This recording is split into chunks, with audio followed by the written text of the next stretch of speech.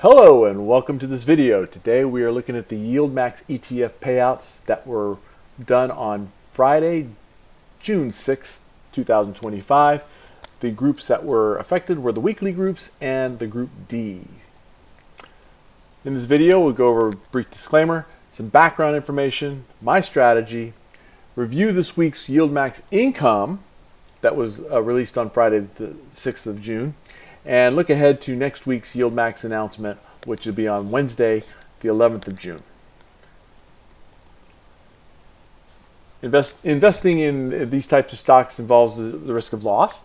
This video is not meant to be financial advice, and other than owning the ETFs presented in this video, I have no affiliation with the company that issued them. So let's look at the background on. It wasn't May 28th, was it? No, it was It was June 4th. Sorry about that. Let me change that real quick.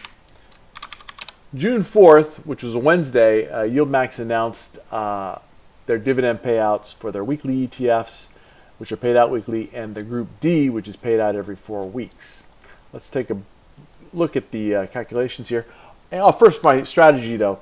Based on YieldMax's Wednesday's dividend announcements, I buy more of the weekly ETFs to achieve my desired monthly income target.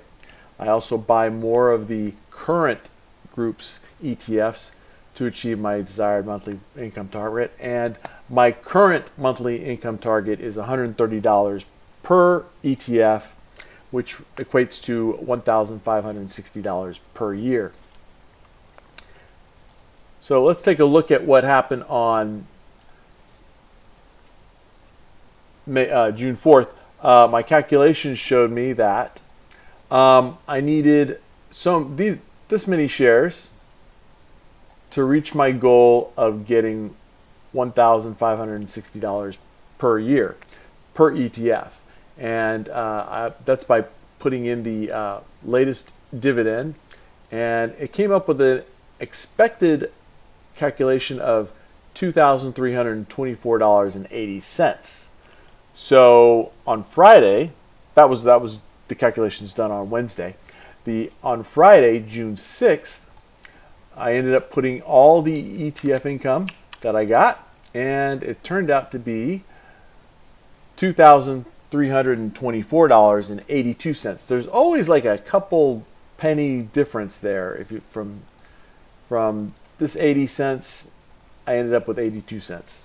Don't know why that happens, probably some kind of rounding error.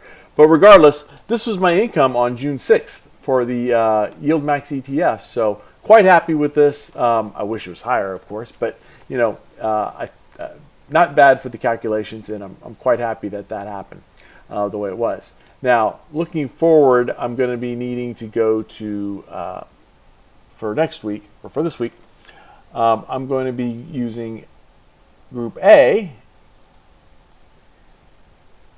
and this will be for the next round, and everything looks good here, but I do want to increase this, and by increasing this, I think I just take an 8 there. Oh, we're gonna need some more money, but that's usually the way it works. Okay, and paste that.